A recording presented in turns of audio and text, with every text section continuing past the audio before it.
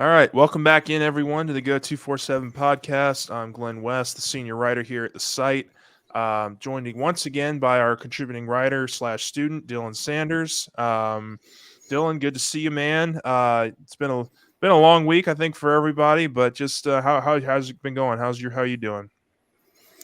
Good, ready to watch another elite Thursday night football game tonight, and no questions about how good the teams are.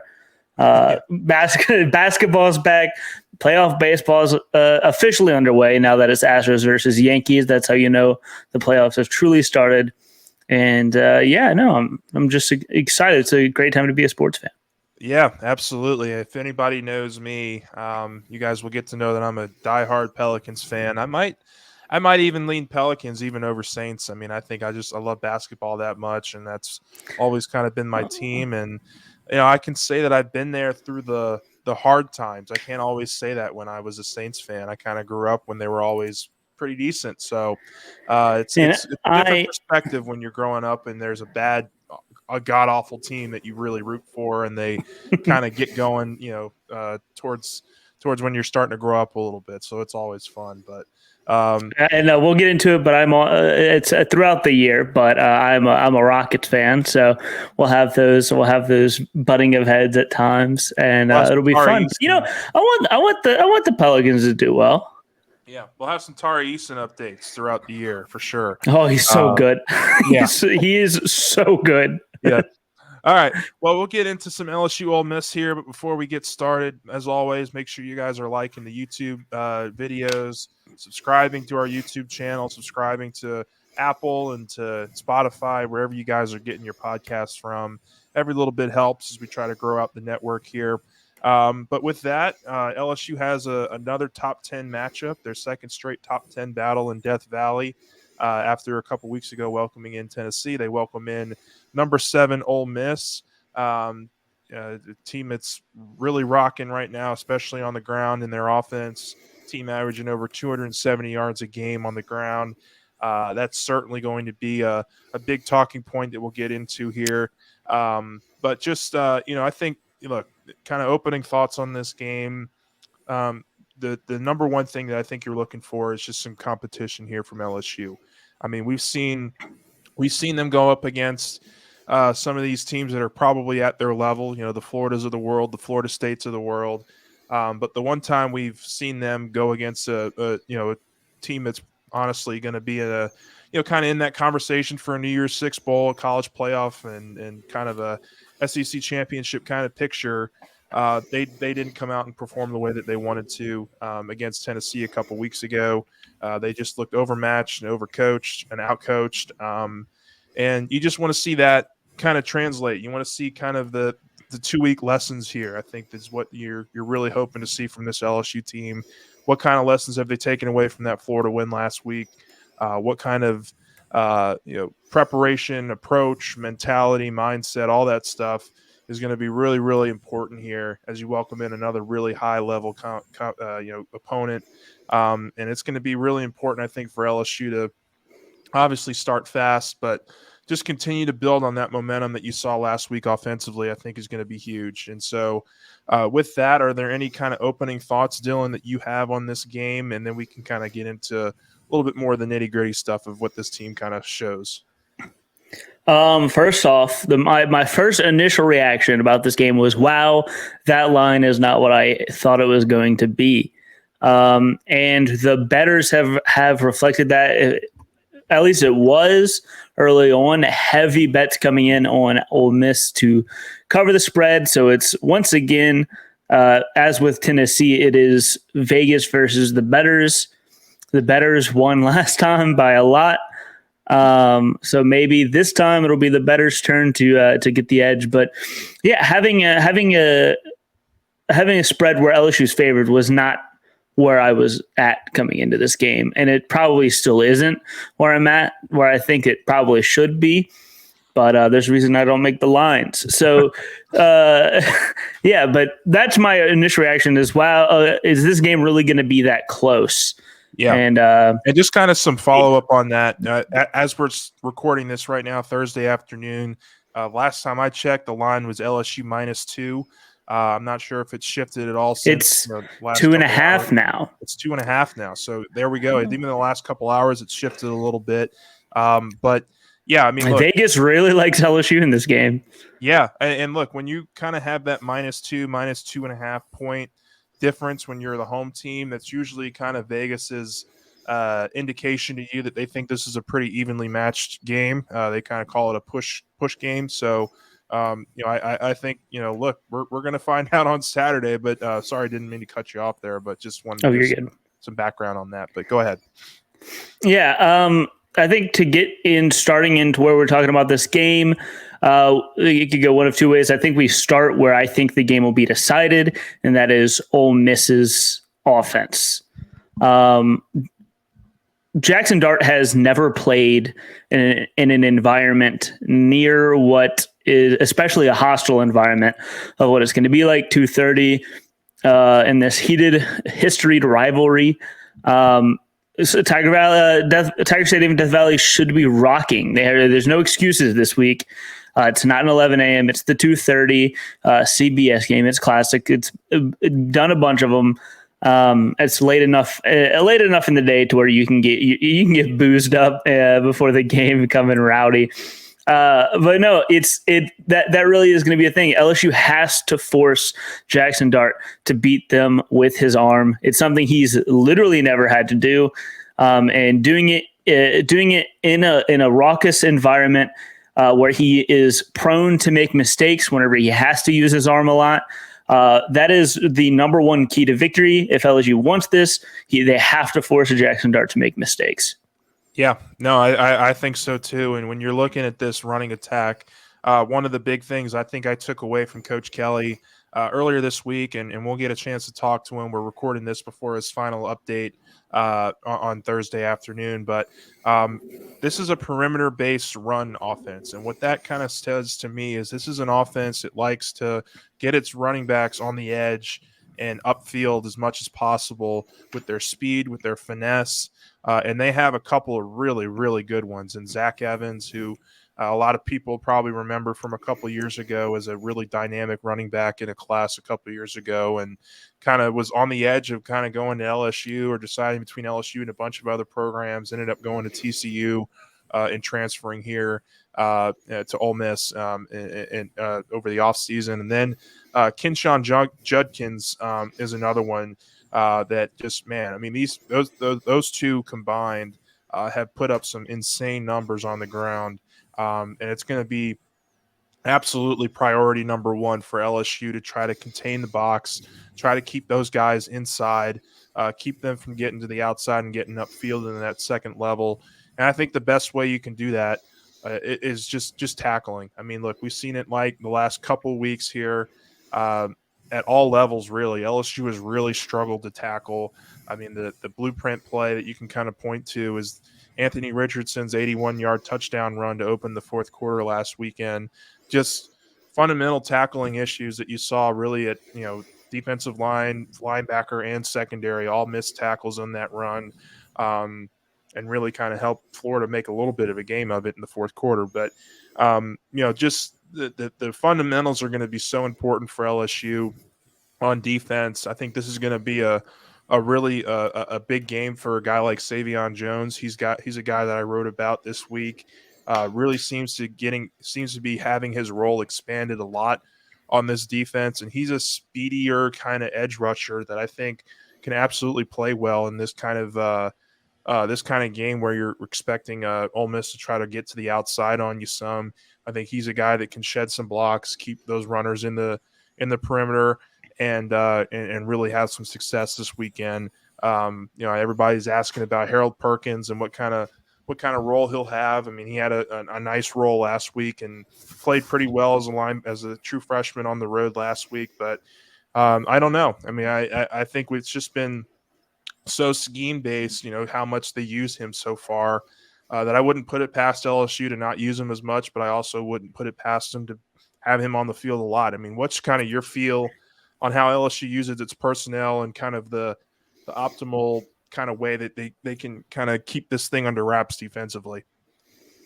Yeah, it's kind of been. I feel like we're on the front, going to revert back to what we expected in the season. I think this is an Ali Gay type of game, containing the edge on the run. Savion Jones has been a better pass rusher, but Ali Gay still made some good plays in the run game. So I think you see a lot of Ali Gay. BJ Ojolari obviously has cemented his spot. He's one of the best players on this team, and I think he can bring a lot as an athletic edge defender. Linebackers. If it was me, I'm putting my two fastest guys out there. I'm putting Micah Baskerville. I'm putting Harold Perkins. But honestly, I don't know if LSU is going to do that because it seems like from the beginning of the season, it has been clear that Harold Perkins and Micah Baskerville are your two best linebackers, but they refuse to commit to that. And Greg Penn has also done some good things. Mike Jones is pretty good rushing the passer as a linebacker, but other places has not been as what we thought we were going to get from him. He seemed to struggle transitioning into his new role a little bit early on. But to me, I feel like you have to put out the fastest and most athletic guys at the linebacker spot. And I think it's clear it's Baskerville and Perkins. And as for safety, I really have no idea what's going to go on over there.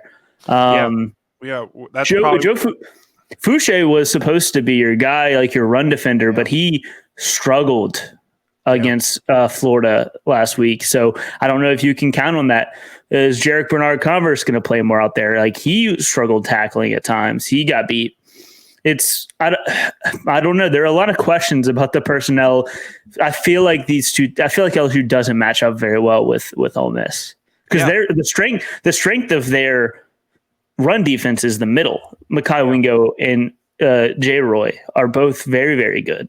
And Ole Miss likes to run outside. I mean, look, you can't average 270 yards rushing without having to do a little bit of both. But you can tell that the way that Lane Kiffin kind of creates this offense, and he's such a really offensive genius that he knows how to find the mismatches, whichever kind of team that he has up there. I kind of tend to agree with you. In terms of the linebacker usage, I think what we've seen pretty consistently over the last couple weeks. I think you're seeing a lot less of Mike Jones actually, and you've seen a lot more of Baskerville. You've seen a lot more Perkins and Greg Penn. I think those have been probably your three consistent linebackers that they've been rotating in and out for a good portion now the last couple games. At safety, I'm right there with you. I think you kind of hit the nail on the head. I think Greg Brooks is going to have a big game. I think you kind of have to stick with Fouché and hope that he can have some success in the run because that is kind of his strength. He likes to be closer to the line of scrimmage and kind of have that impact up closer. So if you can do that, if you can slip Dre Ward back maybe a little bit into coverage, he seems to outside of those two penalties last weekend, he needs to kind of get that under wraps. But yeah, there's just a lot of question marks, I think, around the defense right now, which is something that I didn't think we'd be having a conversation about a couple weeks ago. I mean, before that Tennessee game, really, I mean, they were rolling, and even the Auburn game, I kind of thought, okay, just a kind of off game with communication in the secondary. You made the big plays in the second half when you needed to, but really the last two games, it's been a little bit eye-opening and very much concerning.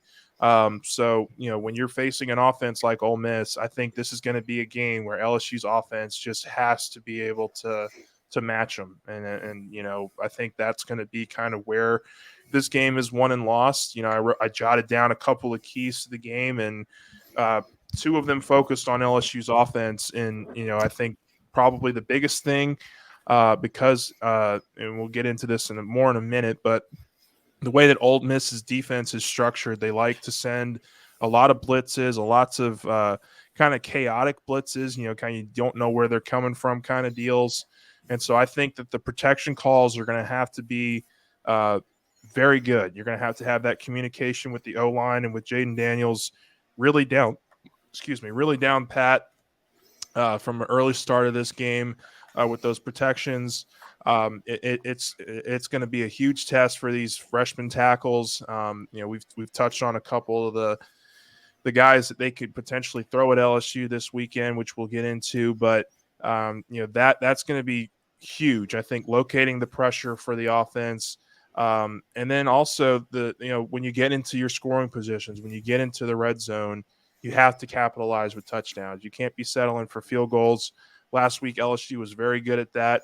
I think they had 4 red zone touchdowns last week against Florida, and 3 of them came on Jaden Daniels runs. So you've got to be able to score in the red zone when you get inside the 20, and you got to make sure that it's 7 because Ole Miss's defense, for as chaotic as they like to be, as exotic as they like to be, struggled this year in terms of stopping teams when they get into the red zone. I think they've given up 12 touchdowns when teams have gotten in the red zone on 19 tries. They're giving up points on 86% of the time on those drives when teams get into the red zone. And so it's going to be really important for this LSU offense to be able to match Ole Miss. But just what are you looking at in terms of offense for LSU? What are the areas that you're looking at in terms of how they're going to have some success? It's going to be, I think, a Josh Williams game again. If I had to pick one person that they go with, the big strong runs, and then I'm just gonna have to hope that Jaden really trusts what he built last week with the ovens. Kayshawn early and often. This was Kayshawn's breakout game, against Ole Miss, and I feel like this is the first time this season where I feel comfortable taking the over. On points. I feel like this is going to be a blowout, not a blowout, a shootout. Shootout. Yeah, a shootout. I hope it's not blowout, but it could, it could be either way. I think it's going to be super high scoring. I do think LSU is going to come out aggressive, very aggressive, aiming for the high flying, but I just don't know if it's enough, or if they're going to be able to find enough to outscore Ole Miss, because I think this is a rough matchup in terms of strengths and weaknesses for LSU and being able to stop Ole Miss. And the offense did kind of stutter towards the end whenever they tried to go a little bit more conservative. It seems like the play calling at times has shot themselves in the foot.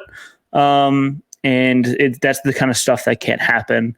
But also, I feel like the elephant in the room, the number one thing LSU cannot do is give Ole Miss free points. Yeah. This is, again, can't have. We preached it all week going into Tennessee, and what do? Give them a free 10-point lead immediately. That cannot happen, because if it happens again, it'll be the same thing. It'll be a boat race. LSU will not be able to catch up.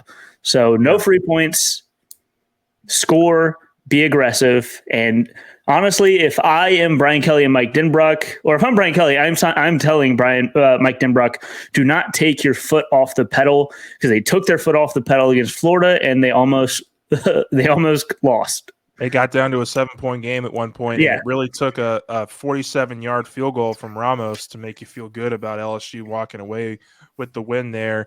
And even last week, you saw it against Florida last week. LSU comes out and they muff the punt.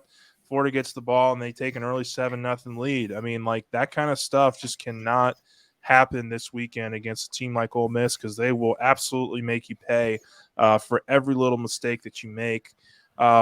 Just a couple of other quick thoughts on the offense, or go for it. Yeah, I was going to say, special teams, this cannot be what loses you this game, because if you win this game, and I'm not saying it's realistic to think this, but if you win this game, next week becomes a winner takes the West kind of game, potentially. Well, and 2 weeks from now, you get a little 2 weeks from 2 weeks from now. 2 weeks from now, if you win this, don't look forward to Alabama. Stay focused. Don't look forward. But if you do win this, it kind of does become a winner takes the West game. If LSU is able to beat Alabama, there's no reason to think that they can't beat Arkansas and A&M as well. Yeah. So this is, again, it's week to week. These are the tone setters, and I feel like LSU has done better in the tone setters overall than they've done bad. The Tennessee obviously was a mess, but that game was ruined from the first 5 seconds. Overall in that game, I think if you take away the beginning mistakes, LSU had a chance to make that game like real, but they just shot themselves too much in early. Yeah, I think what they were looking at like a 10-point halftime deficit, 10, 13 points against Tennessee, and they Gave inexplicably him a go free for it field on goal. that Yeah. 4th and 10 call is just going to forever bite me. I mean, like I just never gonna be able to get over that completely. But Mhm. I think the offensively, look, I think you want to see Jaden continue to be aggressive. Like I think this is a secondary in Ole Miss that you can have some success with. This is a secondary that Kayshawn has had a lot of success with over the last couple of years, and so I do think that there's going to be opportunity here early in the game to kind of make your stamp, make your imprint on this game. And what did we see for the first time last week that LSU did? They got off to a really good start offensively, and that really dictated the pace of the game. It dictated how really the field, how everything looked, how it all looked, and how it all came together for LSU last week was all dictated on LSU scoring 6 touchdowns on its first 6 possessions. And look, you don't need that. I think I don't know, maybe you might need that. I mean, but I don't think you'll need that. I think this defense is kind of when we talked with Colby Richardson earlier this week, when we talked with Micah Baskerville, I think those guys have a little bit of a chip on their shoulder after the last couple of performances. I think they feel like they've certainly not played their best, but they have some ways in which they can show improvement. And I think the best ways they can show improvement is through their fundamentals and through their technique and through because what happened last week wasn't as much like coverage bust as it was just fundamentals. And if you're getting beat on the fundamentals, you have no chance against Ole Miss. So I think that's going to be extremely, extremely important is for LSU's defense to come out and play just a little bit more under control, learn from what happened 2 weeks ago, kind of keep your emotions in check. And like you said, don't spot them any points early in the game, please. I mean, that's that's football 101, but like you can't give a team like Ole Miss a head start and expect to come back and win a game like that. So with that, we'll get into some predictions here. I guess we can start with you, Dylan. What are your thoughts on this game? What are your predictions for Saturday? Again, I was kind of alluded to it. I think it is going to be high scoring. I'm taking the over is at 66.5 right now. I'm taking that over any day of the week. But I kind of learned my lesson with the Tennessee game. I've been wrong a lot, so maybe I'll be wrong again. But I'm going to go ahead and take Ole Miss 42, LSU 35. I think that's something. It just seems like the MO of this team to slip up towards the end, and I think Lane Kiffin will make them pay. As unfortunate as it is. You see, I am actually going to be the optimist of the week. I think LSU. We always need one. We always need one, right? And so it didn't work whenever I did it, so it's this time it can beat you.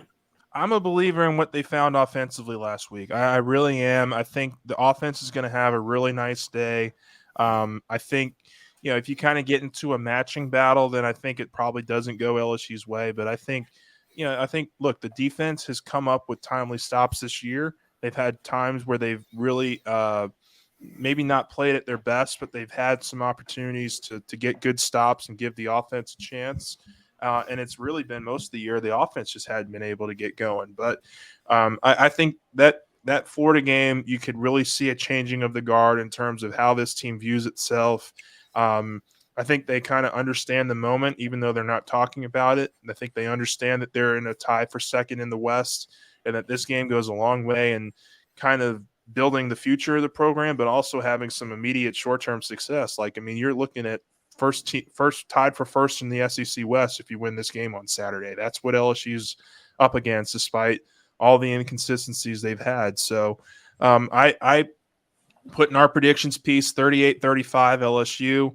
I think a late field goal wins it. Special teams finally comes through for you. We're due. Exactly. That's the thing. Like if Ramos's 47-yard field goal is the height of LSU special teams this year, I think that might be a little bit sad. Honestly, you got to have one game winner. You got to have one that just makes you feel good on special teams. It can get you out of there with a win. I expect LSU's defense to play a little bit better than they did last week. And so, look, we've seen this with Lane Kiffin time and time again. He also, for as offensive genius as he is, he's very much prone to kind of shooting himself in the foot sometimes too. He gets over aggressive at times, and if that happens, LSU's got to be able to capitalize. If they go for a fourth down early, or if they go for some kind of big play and can't come up with it, I think it's got to be one of those kind of games, and it's got to have one of those kind of stops for the LSU defense. I mean, at the end of the day, it is still Ole Miss, and they need to be reminded of where they're at and who they are. So maybe this LSU team is the one to do it. Sure, absolutely. All right, with that, we'll get into just a couple. I mean, really, the LSU Ole Miss game, I think, is the marquee matchup of the weekend in terms of the SEC. You got Tennessee and UT Martin. You got Missouri, Vanderbilt, Mississippi State, Alabama, and Texas A&M, South Carolina. I think the Alabama-Mississippi State game is probably going to be the second, in terms of just kind of what you're looking at from a entertainment perspective. But I always would be against having to face Nick Saban after a loss. I don't know that it's going to be a real walk in the park for Mississippi State this weekend with Alabama coming off that loss to Tennessee. I just don't see any kind of second week in a row blues from the Crimson Tide. What about you? Yeah, no, I agree. I feel like this game's going to get ugly and ugly fast. Yeah. And LSU, again, Nick Saban after a loss is one of the scarier things. Like next year, I assume Alabama is going to destroy Tennessee just because that's the picture I have in my brain. And I'm glad LSU's not the team that is facing them after Tennessee.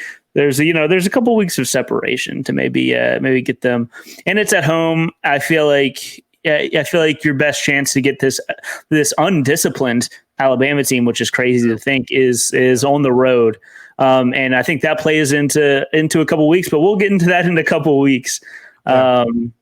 But yeah, I don't know. I feel like if it's entertaining, it's because Alabama is just running it up on Mississippi State, and that you're right. That's really the only really exciting game. If you're a sicko, Vanderbilt Mizzou is going to be some real bad football, and if you want to watch some terrible football, you can go there. Yeah, I mean, I think overall this is going to be one of the marquee matchups. CBS picked it for a reason. Ole Miss LSU is always kind of a rich tradition. They've really great games. Walk into class, I walk past the SEC Nation and Marty and McGee's sets getting put up in the quad. Oh, yeah, I know all of SEC Network's going to be here this weekend. So Rutledge and the crew, and Marty and McGee. So all that's going to be fun. And it should be a fun afternoon. Like we said, we'll have all that coverage for you guys on Saturday and leading up to kickoff. But I'm ready to get back into the game environment. It's been a week. Absolutely. And it should be really nice weather, maybe a little bit on the warm side. It's been so nice in Baton Rouge and in Louisiana the last couple days, but I think it's going to get wearing sweats to class. It's going to get a little bit toasty towards the end here on Saturday, so I don't think we'll be needing jackets or anything like that, but should be a nice afternoon. Hopefully LSU puts up a little bit of a better test in their second top 10 opponent in a row in Death Valley. We'll have all that coverage for you guys, but until then, we'll see you later.